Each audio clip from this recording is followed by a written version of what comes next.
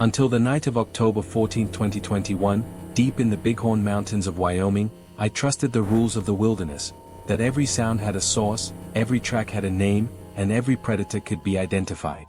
That belief ended less than 12 hours later, when something that didn't belong there started hunting us back. That my name is Daniel Mercer. I'm 38 years old, and I'm from Red Deer County, Alberta, Canada. I've worked most of my adult life as a heavy equipment operator in oil and gas, the kind of job that teaches you how to stay calm when things go wrong fast. I've also been hunting since I was 12. Elk, moose, black bear, mule deer, backcountry hunts where mistakes get punished and preparation keeps you alive. I'm not new to the woods, and I'm not someone who panics easily. That matters, because what I'm about to tell you isn't coming from fear or imagination. It's coming from experience, and from a night I barely survived. This happened on October 14, 2021, during rifle season, in the Bighorn National Forest, Sheridan County, Wyoming. I was there with my hunting partner, Mark, a friend I've hunted with for over a decade. We'd drawn non-resident elk tags after years of applying. This trip had been planned for almost 2 years, gear tested, routes mapped, backup plans in place. We crossed the border 2 days earlier, drove south through Montana, and staged out of Sheridan. From there, we pushed deep into the forest, farther than most hunters go. We wanted distance from roads, distance from pressure. Real wilderness. By the afternoon of the 14th, we were camped at around 8,500 feet elevation, near a drainage locals call Little Bighorn Creek, about 18 miles from the nearest paved road. No cell service. No cabins. No trailheads nearby. Just lodgepole pine, deadfall, steep ridges, and the kind of quiet you only get when humans stop showing up. The weather had turned on us faster than forecast. The temperature was already dropping into the low 20s, with a light wind cutting downslope from the peaks. Snow from 2 days earlier still clung to the shaded ground, and fog pooled low in the timber. Sunset was coming early, that thin October light fading faster than you expect at elevation. We weren't doing anything unusual. Just normal end-of-day routine. Glassing ridgelines. Logging sign in our heads. Talking quietly about where to push at first light. Mark was checking his rifle, a .308 bolt action, while I laid out my pack, headlamp, and kill kit near a down log we were using as a bench. That's when the woods started to feel wrong. It wasn't sudden. It crept in. The kind of wrong you don't notice until you're already inside it. The first thing I realized was that I couldn't hear anything. No wind in the trees. No birds settling in for the night. No squirrels barking. Even our movements sounded louder than they should have, like the forest wasn't absorbing noise anymore. I remember thinking, that's strange, but not dangerous. Animals move. Weather shifts. You explain things away because that's what experience teaches you to do. Then I smelled something. It was faint at first, a damp, musky odor, like wet dog mixed with old meat. I assumed wolf. There are wolves in the Bighorns, even if sightings are rare. Predators pass through. That's normal. But the smell didn't move with the wind. It just lingered. Mark noticed it too. I could tell by the way he paused mid-sentence and lifted his head slightly, nostrils flaring. "You smell that?" he asked. "Yeah," I said. "Probably wolf." He nodded, but didn't look convinced. As the light dropped, we clicked on our headlamps and started a short sweep around camp. Not for bears, we'd hung our food properly, but just habit. Years of hunting teach you to read the ground without thinking about it. That's when we found the tracks. They were pressed into a patch of soft earth where the snow had melted back. At first glance, I thought they were bare. Big. Deep. But when I crouched down and really looked, my stomach tightened. They weren't right. The prints were too long. Too narrow. I could clearly see 5 toe impressions, not 4, with claw marks extending forward, digging deep into the soil. The stride between them was wrong too, nearly 6 feet apart, like whatever made them wasn't walking on all fours the whole time. "Bear doesn't walk like that," Mark said quietly. "No," I answered. "It doesn't." I told myself it could be an anomaly. Mud distortion. Overlap from multiple tracks. That's what your brain does when the alternative doesn't fit reality. Still, I stood up and scanned the timber with my headlamp. The beam cut through fog and caught nothing but trunks and shadow. Visibility was maybe 10 feet in places. Beyond that, everything dissolved into black. That's when we heard it. Not a howl. Not a bark. Not anything I could compare cleanly to an animal I knew. It was low. Drawn out. A sound that seemed to vibrate rather than echo, like it was coming from the ground itself. It rolled through the trees and settled into my chest, making my ribs feel tight. Mark swore under his breath. I checked my watch. 6:41 p.m. full dark in less than 20 minutes. We should shoulder up, I said, trying to keep my voice steady. Just in case. I told myself it was a big wolf. Or a bear moving through. Or sound distortion in the timber. I told myself all the things you tell yourself when you don't want to acknowledge that you're not at the top of the food chain anymore. Then something moved uphill from us, slow, deliberate, and heavy enough that the ground seemed to feel it. That was the moment my confidence cracked. Because whatever was out there wasn't crashing through brush like a scared animal. It was pacing. Testing. And it wasn't leaving. I turned my headlamp toward the sound, expecting eye shine low to the ground. Instead, the beam caught movement at chest height between the trees. That's when everything went wrong. The sound came again, closer this time. It wasn't loud. That was the part that scared me most. It was controlled, a low, steady rumble that reminded me of a diesel engine idling somewhere deep in the timber. I felt it more than I heard it, a vibration that crept into my chest and sat there, heavy and wrong. Mark shifted beside me. I could hear his breathing speed up, shallow and tight. "Did you hear that?" he whispered. "Yeah," I said. My mouth was dry already. "Don't move." We stood shoulder to shoulder, headlamps cutting narrow tunnels through the fog. The beams shook slightly no matter how hard I tried to steady my hands.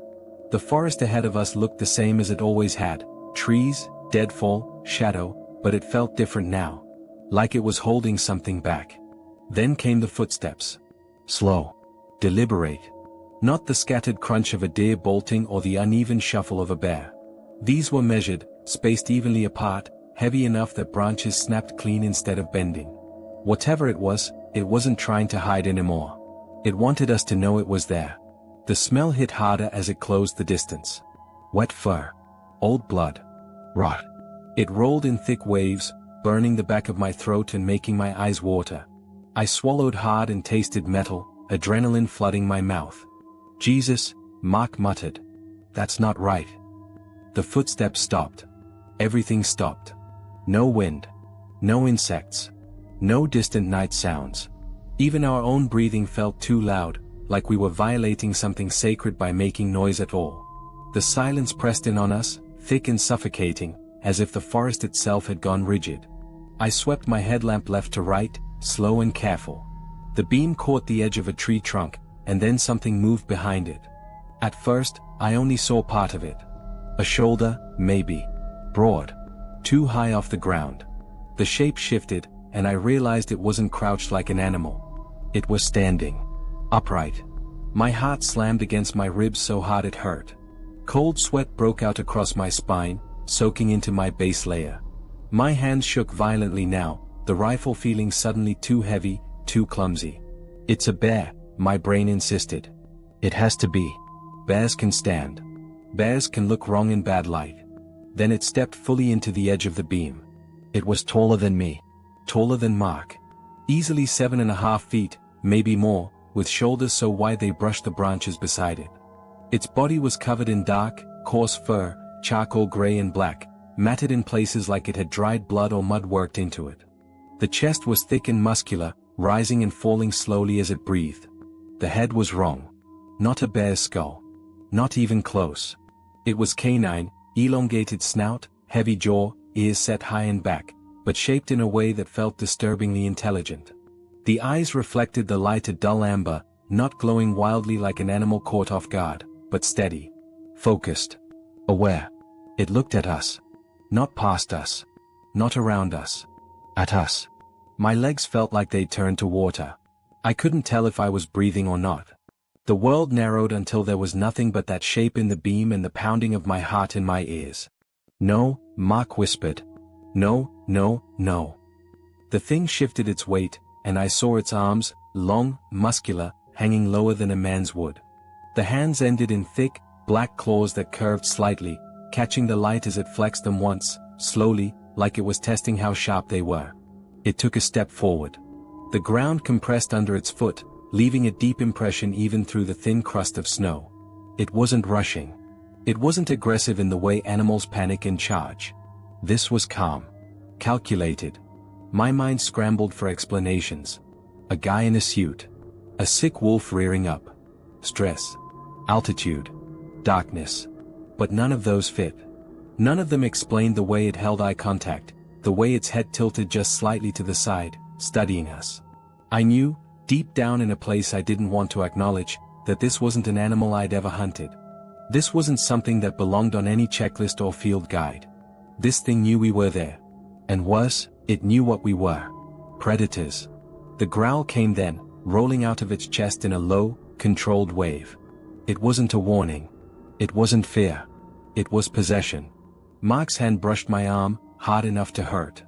"Dan," he whispered, barely audible. "What the hell is that?" I tried to answer. I couldn't. My heart hammered so violently I thought I might black out. My fingers fumbled on the rifle, slipping on the grip slick with sweat. I forced myself to bring the barrel up, the scope wobbling wildly across the creature's chest. The click of the safety coming off sounded deafening in the silence. The creature's ears twitched. It knew that sound. It took another step closer. 10 yards. Maybe less. The smell was overpowering now, a wall of musk and decay that made my stomach roll. I gagged and swallowed it down, while burning the back of my throat. "Don't," Mark hissed. "Don't shoot yet." I didn't know if he meant don't provoke it or don't miss. Either way, my finger hovered on the trigger, shaking so badly I had to wrap it tighter just to keep from firing accidentally. The thing dropped its head slightly, shoulders hunching, not like an animal preparing to flee, but like something coiling. Testing us. Judging distance.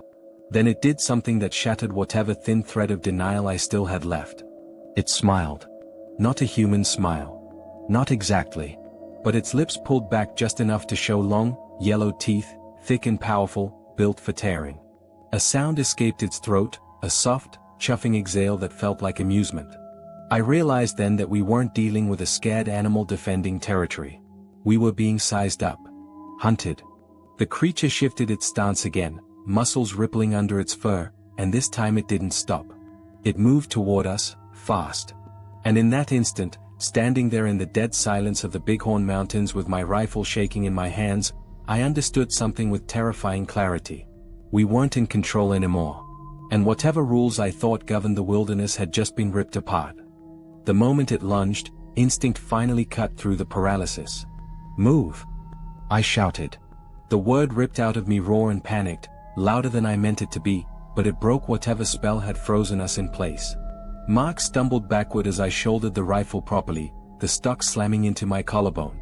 The creature covered ground with terrifying speed, not a clumsy charge, not a bear's bluff rush, but a smooth, explosive surge that ate up distance like it had practiced this before.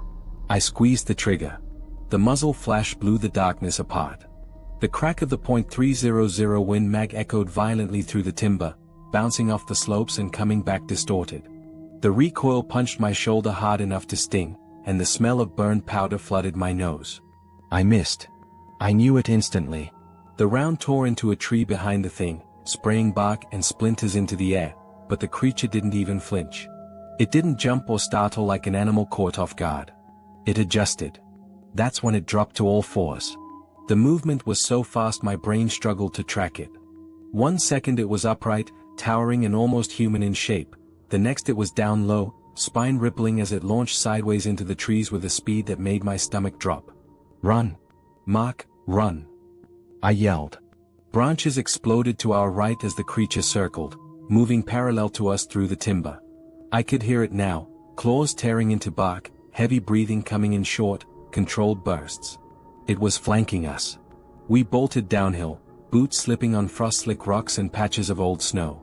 My lungs burned instantly, the thin mountain air shredding my breath into ragged gasps. Every step felt clumsy, like my legs had forgotten how to work properly.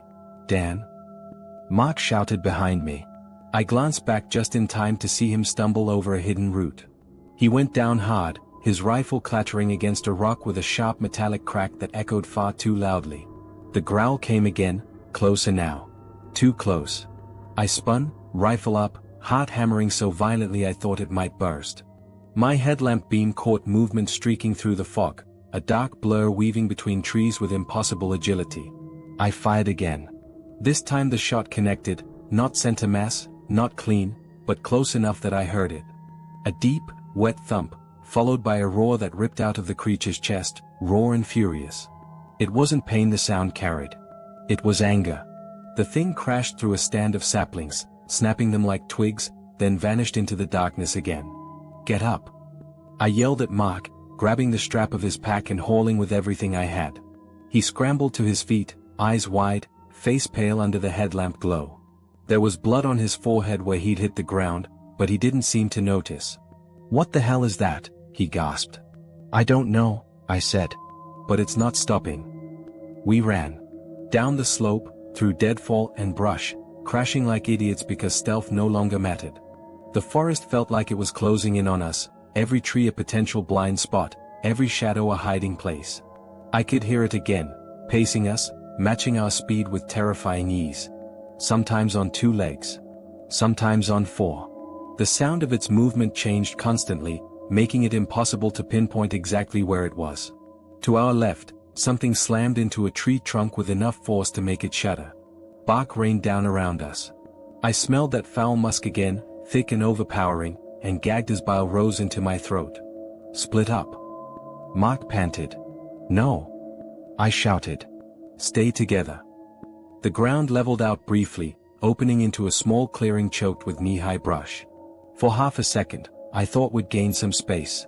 Then it burst out of the trees behind us. Full bipedal sprint. I saw it clearly now, muscles bunching and releasing under its fur, long arms pumping, head low and eyes locked on us. Its mouth was open wide, teeth bared, saliva flying as it closed the distance with horrifying speed. It was maybe 20 feet away. Then 10. Time did that strange thing it does in moments like that, stretching thin and brittle. I remember noticing stupid details, the way my breath fogged in front of my face, the crunch of frost under my boots, the way Mark's jacket flapped as he ran. I skidded to a stop and turned, rifle coming up one last time. "Keep going," I screamed. The shot thundered through the clearing, deafening at that range. The recoil nearly knocked me backward, but this time I saw the impact clearly. The round tore through the creature's shoulder, ripping fur and flesh apart. It howled. The sound was monstrous, a blend of rage and frustration that seemed to shake the air itself. It stumbled, momentum carrying it forward before it crashed down onto one knee, claws gouging deep into the frozen soil. For a split second, hope flared in my chest. Then it looked up at me. Those amber eyes burned with something that made my blood run cold, not fear, not pain, but intent. Like it had just learned something about me. About us. I turned and ran again, legs screaming in protest, lungs on fire. Behind us, I heard the creature rise, the sound of its weight shifting back onto its feet, followed by the unmistakable rhythm of pursuit resuming. We reached a steep drop-off where the terrain funneled into a narrow game trail.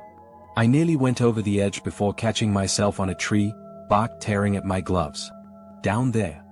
Mark yelled. We slid and stumbled along the trail, half running, half falling, branches whipping at our faces. Somewhere behind us, the creature roared again, closer now, its breath loud enough that I swore I could feel it on the back of my neck. Something slashed across my pack, hard enough to spin me sideways. I hit the ground, rolling, my rifle skittering away into the darkness. I lay there for a heartbeat, staring up at the black canopy, convinced this was it. That I'd pushed my luck too far. Then Mark's hand grabbed my jacket. "UP," he shouted. "Now." I scrambled to my feet, pain flaring across my ribs, and together we lurched forward, leaving my rifle somewhere behind us in the dirt. We didn't stop running until our legs refused to carry us any farther. And even then, deep in the timber with that growl still echoing in my ears, I knew one thing with absolute certainty. It wasn't done with us yet. We didn't stop because we felt safe. We stopped because our bodies failed us. Mark collapsed first, dropping to one knee behind a cluster of deadfall, his chest heaving like he'd sprinted miles instead of minutes. I staggered a few steps farther before my legs buckled and I caught myself against a tree, bark scraping my palms raw through my gloves. Every breath burned, sharp and shallow, like I was inhaling broken glass. For a moment, there was nothing but the sound of our own breathing. Then the forest answered back. A branch snapped somewhere uphill. Slow. Deliberate. Not the panicked crack of something fleeing, but the casual sound of weight being placed exactly where it wanted to go. "It's still there," Mark whispered. I didn't answer. I was too busy listening. The silence had returned, that same thick, oppressive quiet that felt unnatural now that I knew what it meant. No wind. No night sounds. Just the faint hiss of my blood rushing through my ears and, beneath it, the subtle sound of something moving just out of sight. We crouched low behind the deadfall, headlamps off, letting the darkness swallow us. My eyes strained uselessly, seeing nothing but vague shapes and shadows. My ribs throbbed where I'd been hit, every movement sending a dull pulse of pain through my side. The smell came back next. Stronger than before. It drifted through the air like a warning, wet fur, rot, something coppery underneath. My stomach twisted, bile creeping up my throat. I pressed my sleeve to my mouth and breathed shallowly through my nose, fighting the urge to gag. Something circled us. I couldn't see it, but I could feel it the way you feel pressure before a storm. The sound of footsteps came from our right, then faded. A minute later, branches rustled to our left. It wasn't rushing. It wasn't attacking. It was waiting. "Dan," Mark whispered, barely louder than the sound of his breath. I think it's playing with us." The thought made my skin crawl. A heavy thump landed on a log nearby, close enough that I felt the vibration through the ground. I froze, muscles locking up as every nerve in my body screamed to move and not move at the same time. A low growl rolled out of the darkness, closer now, the sound vibrating deep in my chest. It wasn't loud. It didn't need to be. It knew we could hear it. I reached down slowly, fingers trembling as they closed around the handle of my knife. The blade felt pitifully small now, a useless comfort, but it was all I had left. My rifle was gone, abandoned somewhere uphill. Mark still had his, but I could tell by the way his hands shook that he was running on fumes. The creature moved again, closer this time. I caught a glimpse of motion through the trees, a shadow taller than it should have been, passing between trunks without a sound. The air felt heavy, thick with the scent of it. It stopped directly in front of us. Everything went quiet again. No movement. No sound. Just the crushing weight of being watched. My heart hammered so hard I was afraid it would give us away. Sweat ran cold down my back despite the freezing air, soaking into my clothes. My jaw ached from clenching it so tightly. Then something scraped against the bark of a tree inches from my face. Long, slow. Deliberate. Claws. They dragged down the trunk, leaving deep grooves in the wood, the sound sharp and deliberate, a message more than an attack. I stared at the marks, illuminated faintly by moonlight filtering through the canopy. They were higher than my head. Higher than Mark's. 7 feet up. Maybe more. Mark sucked in a breath, sharp and involuntary. The creature let out a soft huff, almost like a breathy laugh. I felt something brush past the back of my neck, not contact, just displacement of air, and I nearly lost control of my bladder. The thing was close enough now that I could hear its breathing clearly, deep and steady, completely unlabored. It wasn't tired. We were. Minutes dragged by like hours. The creature circled, appearing and disappearing, testing angles, probing our reactions. Once, it nudged one of our packs with its foot, sending it skidding a few inches across the ground. Another time, it leaned down and sniffed the air so close I thought it might touch us. Still, it didn't attack. That terrified me more than if it had. Because it meant it didn't need to rush. At some point, the cold began to sink in. My hands went numb around the knife handle. My teeth chattered despite my efforts to stop them.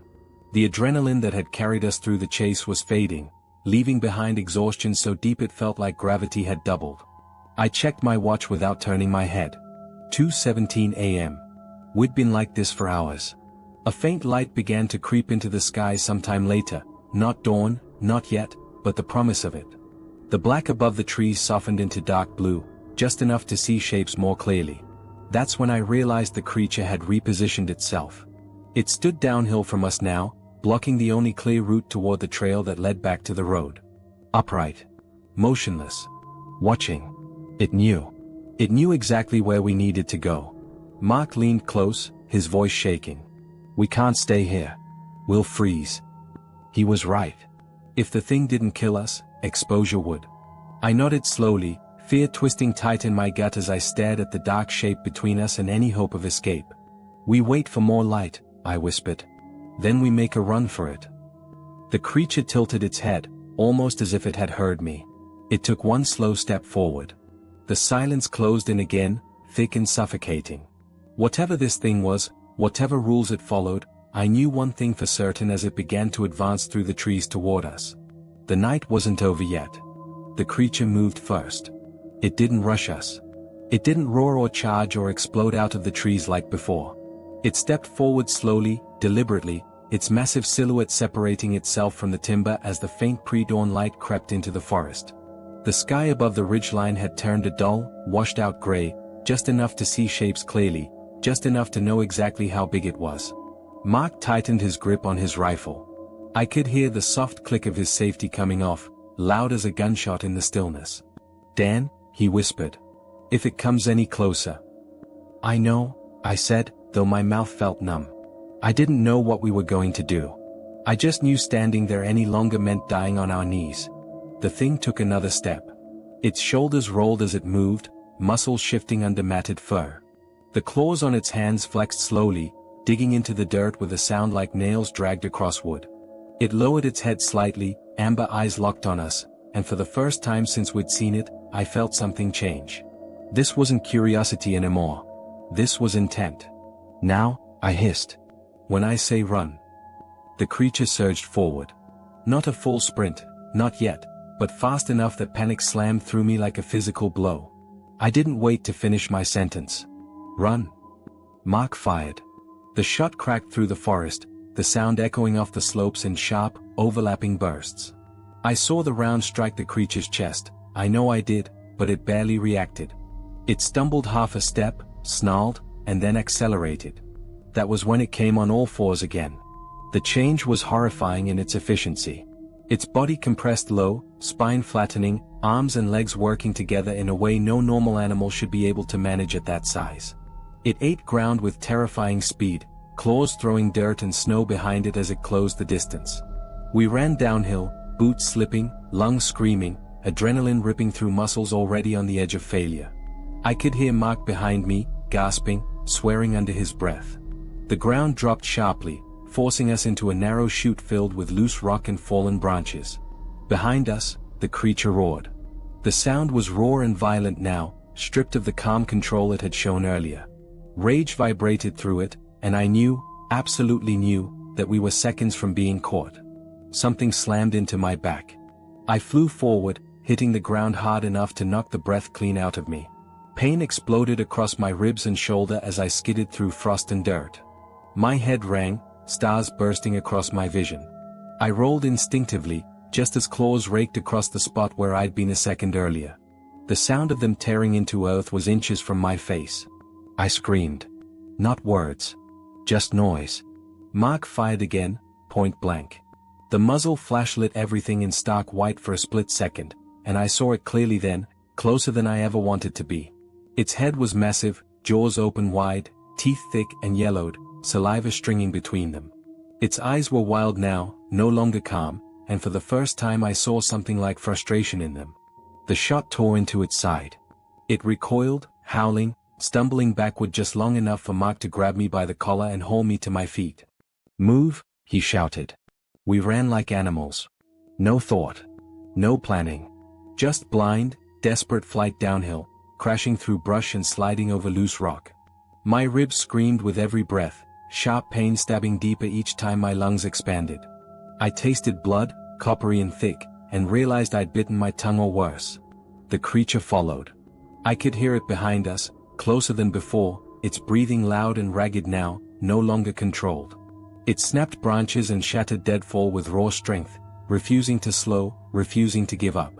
The terrain opened suddenly, the trees thinning as we broke out onto a long, sloping cut line left over from an old burn. Dawn light washed the area in pale gray, exposing us completely. I risked a glance back. It burst from the tree line at full speed, bipedal again, towering and unstoppable, closing the distance with every stride.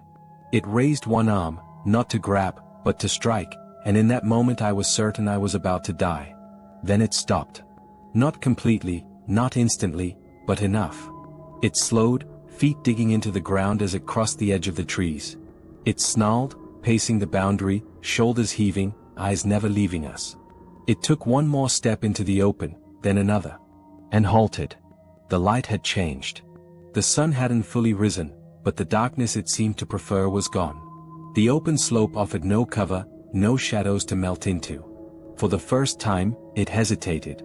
I didn't stop running. Neither did Mark.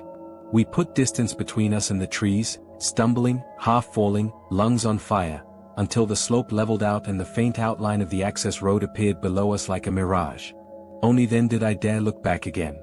The creature stood at the edge of the forest, perfectly still. Upright. Watching. It didn't roar. It didn't chase. It just stared at us with those burning amber eyes, chest rising and falling as steam curled from its mouth in the cold morning air. It knew where we were going. And it knew we'd gotten away. For now. When we finally reached the road, I collapsed onto my knees and retched, while splattering onto the gravel. My whole body shook uncontrollably, muscles spasming as the adrenaline drained out of me all at once.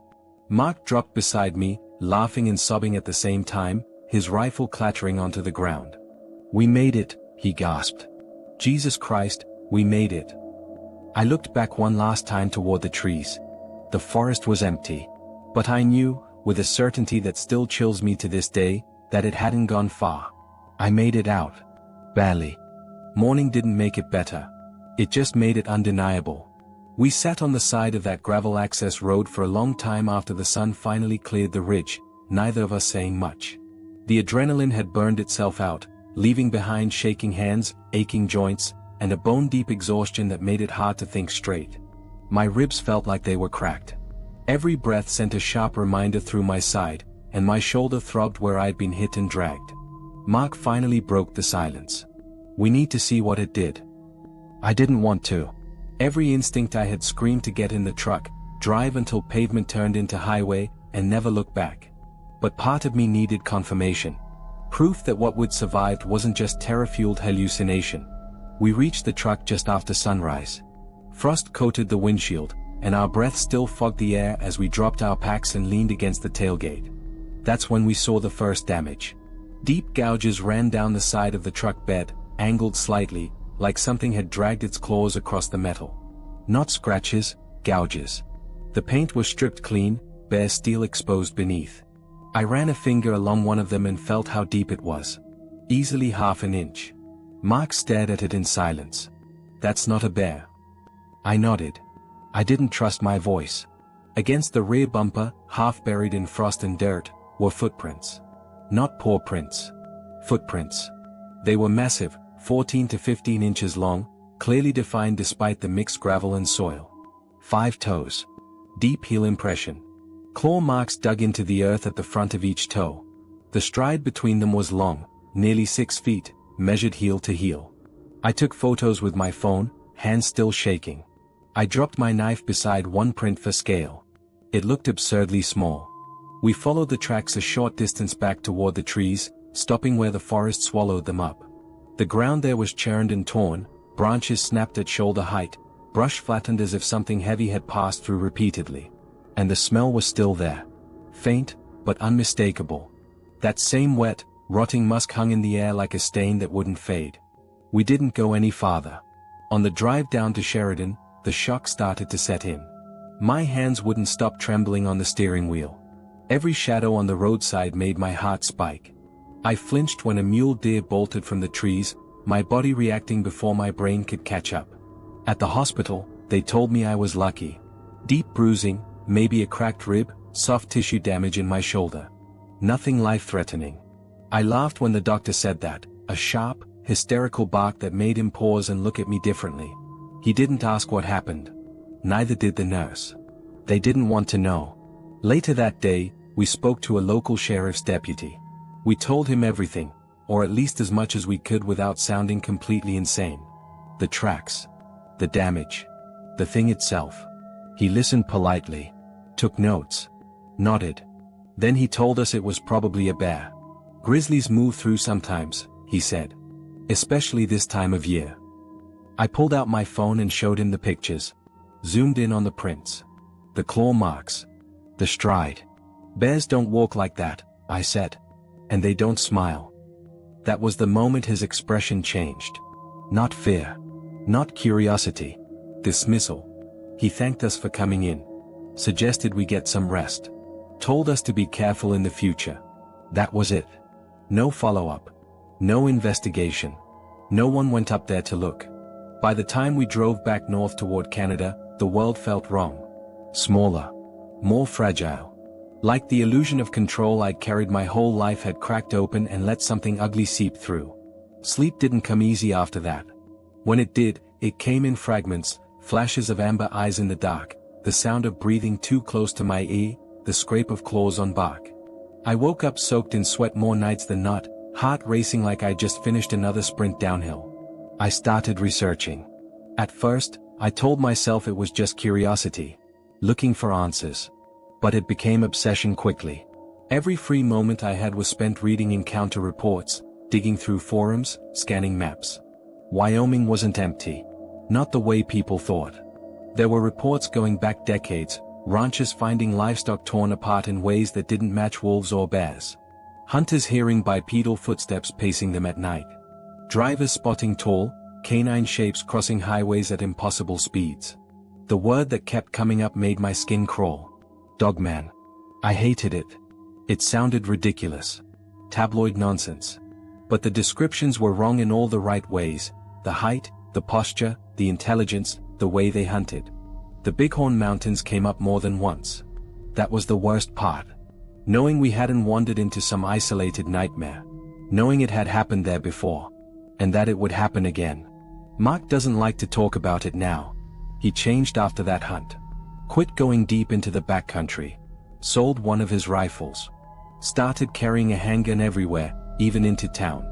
As for me, I'm not the same person either. I don't sleep without a light on. I don't hike at night. I don't trust silence anymore. When the woods go quiet, I leave. I don't rationalize it away. I don't argue with my instincts.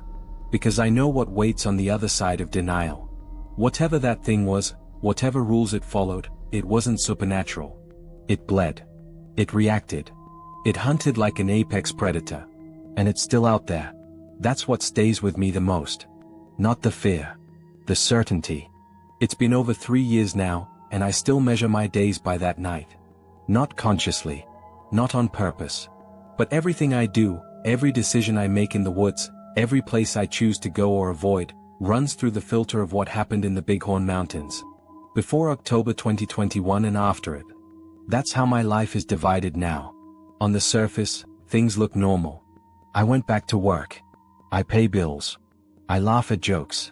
I tell people I had a rough hunt in Wyoming when they ask why I don't talk about it much. Most don't push. The ones who do get uncomfortable when I don't give them the story they expect. No heroic kill, no trophy photos, no clean ending. There isn't one. The biggest change is how I move through the world now. I don't linger in transitional spaces, tree lines, trailheads at dusk, places where forest meets open ground. I don't hunt past sunset anymore. I don't sit quietly in the dark waiting for something to step into view. If the light starts to go, I go with it. People call that fear. I call it respect. Mark and I still talk, but not like we used to. The bond we had before was built on confidence, on the belief that we understood the wilderness well enough to survive it. That belief died up there. Now there's an unspoken weight between us, something we both acknowledge but never name. He won't go back to Wyoming. Won't even drive through it if he can help it. He sold most of his backcountry gear and sticks to day hunts close to home. Sometimes, late at night, he'll text me short messages. Did you hear that? Do you ever smell it again? You ever think about going back? I never answer the last one. I haven't returned to the Bighorns. I doubt I ever will. I've driven past the turnoff once, on a work trip years later. Just seeing the mountains on the horizon made my hands tighten on the steering wheel. My pulse spiked. My mouth went dry. The forest looked the same as it always does from a distance. Peaceful, untouched, indifferent. That's what scares me now. Because I know what can be hidden inside that beauty. Every so often, I still check reports. I don't tell anyone I do it.